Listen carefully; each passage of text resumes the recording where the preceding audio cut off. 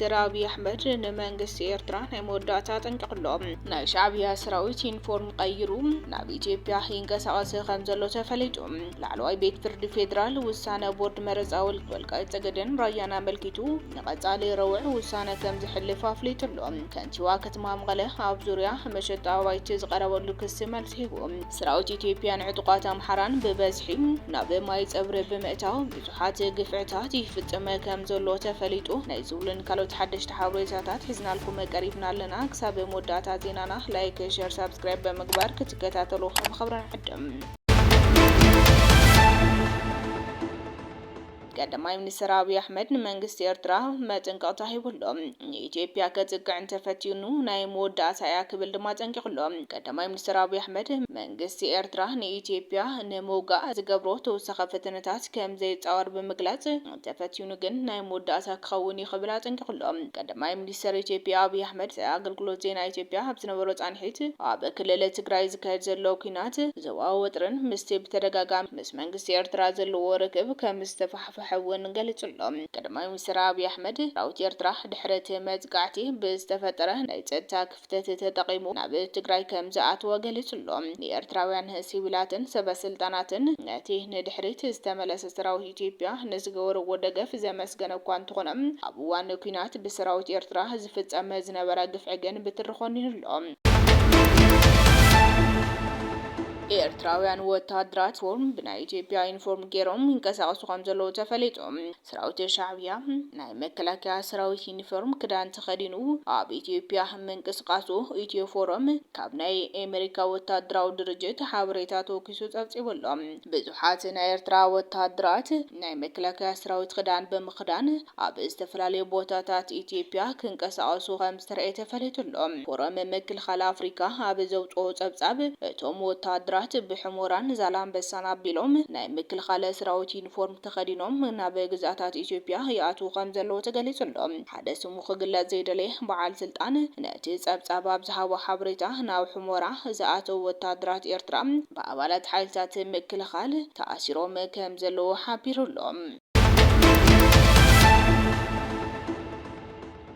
ላዕለዋይ ቤት ፍርዲ ፌደራል ውሳነ ቦርድ መረፃ ወልቃይት ጠገዴ ራያ አመልኪቱ ዝሃቦ ውሳነ ትማሊ ክሰምዕ ጀሚሩሎም ድሕረት ዝሓለፈ ሰሙን ብውድበ ስምረት ንቦርድ መረፃ ኢትዮጵያ ዘቕረቦ ክስቲ ላዕለዋይ ቤት ፍርዲ ነቲ ውሳነ ቦርድ መረፃ ንግዚኡ ደው ኣቢልዎ ድሕረ መጽናሕ ሎሚ ድማ ትማሊ ድማ ኩሎም ውድባት ናብቲ ከይዲ ፍርዲ ዝተኻየደሉ ላዕለዋይ ቤት ፍርዲ ቀሪቦም እዮም ኣብቲ ውዕሎ ቤት ፍርዲ ኣይተ ጌታቸው ረዳ ንስምረት ወኪሉ በኣካል ዝረኸበ ኮይኑ ናይ ቦርድ መረፃን ካልኦት ግን ወከልቲ ከም ዝለኣኹ ተፈሊጡሎም ብዘይካ ኸሳሲ ስምረት ፓርቲን ተኸሳሲ ቦርድ መረፃ ኢትዮጵያን ተወከልቲ 4 ፖለቲካዊ ውድባት ኣምሓራ ኣብን ሓዊሱ ከምውን ራዩማ ዲሞክራሲያዊ ፓርቲ ከም ሓምሻይ ተረኺቦም ነይሮም ብኮንሬለ ደመቀ ዘውዱ ዝምራሕ ኮሚቴ ምምላስ መንነት ወልቃይት ጠገዴን ኮሚቴ ምምላስ መንነት ወሎ ራያ ኣምሓራ እውን ተረኺቦም እዮም ቤት ፍርዲ ወከልቲ ኸሳስን ተኸሳስን ድሕረ ምቕራቡ ነቶም ጣልቃ ክኣቱ ዝሓተቱ 8 ወገናት ናብ ቤት ፍርዲ ክቐርቡ ፀዊዑ እቲ ንዕለታዊ መስርሕ ዝዛዘመ ቤት ፍርዲ ኣብቲ ጉዳይ ዝቐረቡ ስነመጎታት ርእዩ ውሳነ ንምሃብ ንዝመጽእ ሰሙን ረውዕ ሰዓት 8 ቅድሚ ቀትሪ ሓደሽ ቆጽሮ ሂቡሎም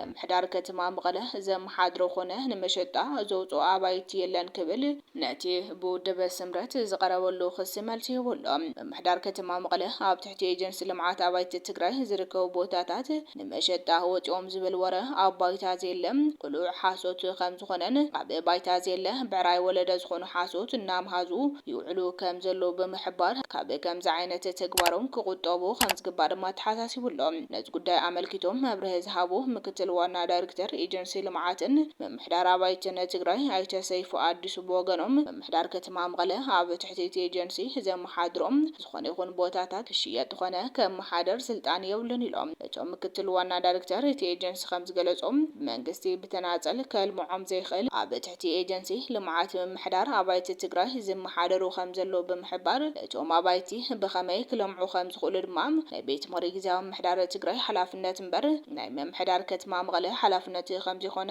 ኣረዲኦም ባሽሓት ዝቁፀሩ ነበርቲ ወረዳ ጸለምቲ ላዕላይ ጸለምትን ከተማ ማይ ጸብረን ከም በሓድሽ ናብ እንዳ ባጉና ይመዛበሉ ከም ዘሎ ተፈሊጡሎ ሰራዊት ኢትዮጵያን ዕጡቃት አምሓራን ብበዝሒ ናብቲ ቦታ ኣትዩ ብዙሓት ግፍዕታት ይፍጽም ከም ዘሎን በርከት ዝበሉ ተጋሩ ኣብቲ ቦታ ተኣሲሮም ከም ዘለውን ዝተቐተሉን ዝተጨወዩን ከም ዘለው ካብቲ ቦታ ዝረኸብናይ ሓበሬታ የመላኽት ከምቲ 2013 ዓመተ ምህረት ጥራሕ ኢዶም ዝተመዛበሉ ሕዝውን ጥራሕ ኢዶም ተመዛቢሎም ዝብላዕን ዝስተን እውን መደቀሲ ሲኢኖም ኣብ ከቢድ ሓደጋ ከም ዝርከቡን ንምፍላጥ ተኻኢሉሎም መንእሰይ ኣዶ ምስ ደቃ ከም ዝተኣሰረተ ተፈሊጡሎም ኣብ ቲክታክ ቤት ብዝብል ኣካውንት ብመስሐቅን መዘናግዕን ትሕዝቶታት ትፍለጥ ነዋርናታ ከተማ መቐለ ክፍለ ከተማ ዓዲ ሓቂ ዝኾነት ቤት ትማሊ ኩናት የድልየናን ዝብል ዋዛ ምስኩም ነገር ዝተናገረቶ ቪድዮ ስዒቡ ፖሊስ ውድቕቲ ለይቲ ጨውዮም ምስ ህፃውንቲ ደቃ ከም ዝወሰድዋ ተፈሊጡሎም ሳብ ዜናና እነጠናኽር ፖሊስ ኮነም ካልእ ኣካል ዝሃቦ መብርሂ የለን ለምዕራብ ደዝ ሳብ ኣተወዲያ ውግኑ داز يحمرنا اخوني ما حيدا دا ارترا اولو وجنو دايما لازم بقى داز ما عاوز تانك ኢራን ልዕሊ 650 ወታደራት ኣሜሪካ ቀቲላ ክትብል ኣፍሊጣ ሰራዊት ሓለዋ ሱራ ኢራን ኣብቲ ምስ ኣሜሪካ ተወልዑ ዘሎ ወታደራዊ ግጭት ክሳብ ሕዚ እንተወሓደ 650 ወታደራት ኣሜሪካ ከም ዝቀተለ ገሊጹሎ ብመሰረተ ጸብጻብ ኤአር እቲ ወታደራዊ እዚ ኢራን ነዚ ሓዝ ዝገለጸሉ ምኽንያት ጃብ ሰሙን እዚ ኣብ ዝተፈላለዩ ቦታታት ዘካይዶ መጽቃዕቲ ውጽኢታዊ ምዃኑ ንምርጋጽ እዩ እዚ ናይ ኢራን መግለጺ ክሳብ ሕዚ ምምሕዳር ኣሜሪካ ብዛዕባ ኢራን ዝሃበቱ ኣሃዝ ወግዓዊ መልሲ ዝሃበሉ እንትኸውን እቲ ኣብቲ ዞባ ዘሎ ሰብኣዊ ኪሳራ ግን ኣዝዩ ልዑል ምዃኑ ይግለጸሎ እዚ ምዕባለ ዓለም ለኻዊ ማሕበረሰብ ሳልሳይ ኩናት ዓለም ንኸይውላዕ ዘለዎ ስጋት ናብ ዝለዓለ ጠርዚ ሰቒልዎ ይርከብ ሓደ ዜጋ ሰሜን ኮርያ ጫፍ ጸጉሪ ምስ ዝትንከፍ ናብቲ ኩናት ክጸምበር የክብል ኪም ጆንግ ኡን ገሊጹሎ መራሒ ሰሜን ኮርያ ኪም ጆንግ ኡን ኣብ ማእከላይ ምብራቕ ተወልዑ ዘሎ ኩናት ብዝምልከት ንፖለቲካ ዓለም ዘሰንበደ ተሪር መጠንቀቕታ ይብሎ ኪም ጆንግ ኡን ኣብ ዘውፅኦ መግለጺ ኣብ ምድሪ ኢራን ዝርከቡ ዜጋታት ሰሜን ኮርያ ድሕንነቶም ኣብ ሓደጋ እንትወዲቑ ሃገሩ ብዘይ ዝኾነ ቅድመ ኩነት ናብቲ ኩናት ከም እትጸምበር ኣፍሊጡሎ ኣብ ልዕሊ ሓደ ዜጋ ሃገረይ ጉድኣትን ተበፂሑም ሰሜን ኮርያ ብዘይ ዝኾነ ምውልዋል ናብቲ ኩናት ክትኣትዩ ዝበለ ኪም ጆንግ ኡን ብዛዕባ ድሕንነት ዜጋታቱ ዝግበር ዝኾነ ይኹን ድርድር ከም ዘየለውን ኣስሚሩሎ እዚ መፈራሕ እዚ ኣብቲ ዞባ ዘሎ ምስሕሓብ ናብ ሳልሳይ ኩናት ዓለም ከይቕየር ዓብዪ ስጋት ፈጢሩ ይርከብ ተንተንቲ ከም ዝገለጽዎ እዚ ናይ ፒዮንግላንድ ቁጥዓም ንኢራን ዓብዪ ወታደራዊ ደገፍ ዝህብ ክኸውን ከሎ ንኣሜሪካን መሻርክታን ድማ ናብ ዝኸፍአ ወታደራዊ ቁልውላው ዘእትዩ ዝኸበርኩም ተኸታተልቲ ኳሊቲ ሚድያን ሎም ዝተዳለዉ ሓደሽቲ ሓበሬታታት ነዞም ዝተኸታተልኩምዎም ይመስሉ ነይሮም ነቲ ሰናይ ምክትታልኩም ኣዝና ኢና ነመስግን ሰላም